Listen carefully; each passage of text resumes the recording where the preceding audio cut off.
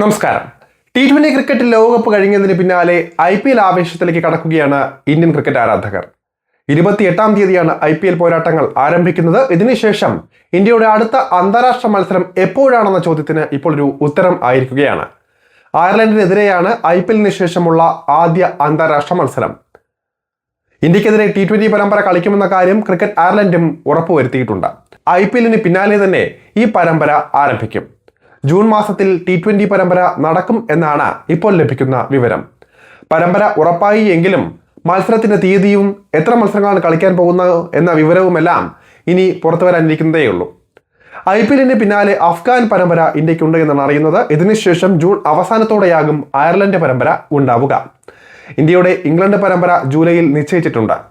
5 T20യും 3 ഏകദിനവും ഉൾപ്പെടുന്നതാണ് ഈ പരമ്പര. ജൂലൈ 1-നാണ് പരമ്പര ആരംഭിക്കുന്നത്. ഇതേ മാസം 19-ാം തീയതിയാണ് പരമ്പര അവസാനിക്കുന്നത്. ജൂണിൽ ഇന്ത്യയുടെ അഫ്ഗാനിസ്ഥാൻ പരമ്പരയുണ്ട്. 1 ടെസ്റ്റും 3 ഏകദിനവും ഉൾപ്പെടുന്നതാണ് ഈ പരമ്പര. ജൂൺ അവസാനം 3 T20കൾ ഇന്ത്യ അയർലൻഡിനെതിരെ കളിക്കാനാണ് സാധ്യത.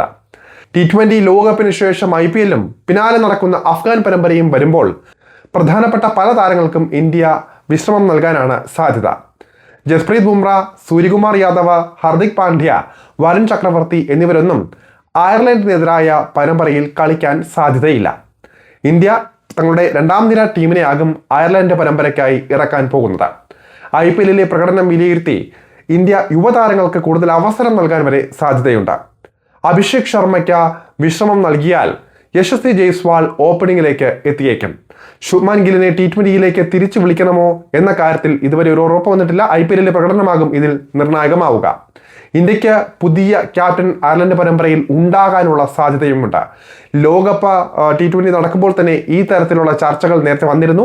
പ്രായാധിക്യമുള്ള സൂര്യകുമാർ യാദവിൽ നിന്ന് മറ്റൊരു യുവതാരത്തിന് ക്യാപ്റ്റൻ സ്ഥാനം നൽകാൻ സാധ്യതയുണ്ട് എന്ന തരത്തിലുള്ള ചർച്ചകൾ നേരത്തെ വന്നിരുന്നതാണ്. ഇത്തവണ ഇന്ത്യയുടെ ക്യാപ്റ്റൻ സ്ഥാനത്ത് ആരാകും എന്നാണ് കണ്ടറിയേണ്ടത്. സഞ്ജു സാംസണ് ക്യാപ്റ്റൻ സ്ഥാനത്തിനായി അവസരം നൽകുമോ എന്നാണ് എല്ലാവരും ഉറ്റുനോക്കുന്നത്. നേരത്തെ അയർലൻഡിനെതിരെ കളിച്ചിട്ടുള്ള താരം കൂടിയാണ് സഞ്ജു സാംസൺ. അന്ന് ദീപക് ഹൂഡയ്ക്കൊപ്പം തകർപ്പൻ പ്രകടനം സഞ്ജു നടത്തിയിരുന്നു. ഹർദിക് പാണ്ഡ്യയായിരുന്നു അന്ന് ഇന്ത്യയെ നയിച്ചതും. സൂര്യയ്ക്ക് ശേഷം T20 ക്യാപ്റ്റൻ സ്ഥാനത്ത് ഇനി ആര് എന്ന ചോദ്യത്തിന് സഞ്ജു എന്ന ഓപ്ഷൻ T20 ലോകകപ്പ് സമയത്ത് തന്നെ ചർച്ചകളിൽ വന്നതാണ്. ഹർദിക് പാണ്ഡ്യയെയും ശുഭ്മാൻ ഗില്ലിനെയും മറികടന്നാണ് സഞ്ജുവിന്റെ പേര് ഉയർന്നു വന്നത്. ഗംഭീറിനും താല്പര്യം സഞ്ജുവിനെ നായകനാക്കാനാണ്. അടുത്ത വർഷം ഏകദിന ലോകകപ്പ് വരാനിരിക്കെ ആ ഫോർമാറ്റിലെ ക്യാപ്റ്റനായ ശുഭ്മാൻ ഗില്ലിന് അധിക സമ്മർദ്ദം നൽകാൻ മാനേജ്മെന്റിനും താല്പര്യമില്ല. IPL-ൽ അടക്കം ക്യാപ്റ്റനായി മികവ് കാട്ടിയ സഞ്ജുവിന് T20 ലോക 1-ാം നമ്പർ ടീമിന്റെ കടിഞ്ഞാൻ പൂർണ്ണമായും ഏൽപ്പിക്കുന്നതിന് മുൻപ് ഏതാനും മത്സരങ്ങൾ പരീക്ഷണാടിസ്ഥാനത്തിൽ നൽകാനും ആഗ്രഹിക്കുന്നുണ്ട് ടീം. ആ നിലയ്ക്ക് അയർലൻഡിനെതിരെ സഞ്ജുവിന് ക്യാപ്റ്റനായി അവസരം നൽകുകയാകും ഇന്ത്യൻ ടീമിന്റെ പദ്ധതി. ഗ്ലാമർ താരങ്ങളാൽ സമ്പന്നമായ ഇന്ത്യൻ ടീമിന് ഭാവി കൂടി ഇത്തവണ നോക്കേണ്ടതുണ്ട്. ഇപ്പോൾ ടീമിൽ കളിക്കുന്ന പലരും 30 പിന്നിട്ടവരാണ്. ഇതിൽ സൂര്യയും സഞ്ജുവും അടക്കം ഉൾപ്പെടുന്നുണ്ട്. ഒരു തലമുറ മാറ്റം അനിവാര്യമായതിനാൽ തന്നെ ടീമിന്റെ ഭാവി കൂടി മുന്നിൽ കണ്ടാണ് യുവതാരങ്ങൾക്ക് പരമാവധി അവസരം നൽകാൻ ഇന്ത്യ ഒരുങ്ങുന്നത്. IPL-ൽ മിന്നുന്ന യുവതാരങ്ങൾക്കാകും അയർലൻഡ് T20 പരമ്പരയിൽ കൂടുതൽ അവസരം ഇന്ത്യ നൽകാൻ പോകുന്നത്. ഹർദിക് പാണ്ഡ്യ കളിച്ചില്ല എങ്കിൽ നിതീഷ് കുമാർ റെഡ്ഡിയെ പരിഗണിക്കാനുള്ള സാധ്യതകൾ തള്ളിക്കളയാൻ സാധിക്കില്ല. എന്തായാലും ഇത്തവണ അയർലൻഡ് പരമ്പരയിൽ യുവതാരങ്ങൾക്ക് കൂടുതൽ പ്രാധാന്യം ലഭിക്കും എന്ന് തന്നെ വിശ്വസിക്കാം. അയർലൻഡ് പരമ്പരയ്ക്കുള്ള ഇന്ത്യയുടെ സാധ്യത ടീം എങ്ങനെയാണെന്ന് ഇനി നോക്കാം. യശസ്വി ജയ്സ്വാൾ ഉണ്ടാകും. വൈഭവ് സൂര്യവംശി, അതുപോലെ തന്നെ ഇഷാൻ കിഷൻ, സഞ്ജു സാംസൺ, ശുഭ്മാൻ ഗില്ല, പ്രഭ്സിമ്രാൻ സിംഗ്, തിലക് വർമ്മ, റിങ്കു സിംഗ്, നിതീഷ് കുമാർ റെഡ്ഡി, അക്ഷർ പട്ടേൽ, കുൽദീപ് യാദവ്, രവി ബിഷ്ണോയി, പ്രസിദ്ധ് കൃഷ്ണ, മുഹമ്മദ് സിറാജ്, ആർഷ്ദീപ് സിംഗ് തുടങ്ങിയവരാകും സ്ക്വാഡിൽ ഉണ്ടാവുക. അതേസമയം T20 ഫോർമാറ്റ് സജീവമായതുകൊണ്ട് തന്നെ ഏകദിന ടീമിലെ സ്ഥിര സാന്നിധ്യങ്ങൾക്ക് അവസരം നന്നേ കുറഞ്ഞിട്ടുണ്ട്.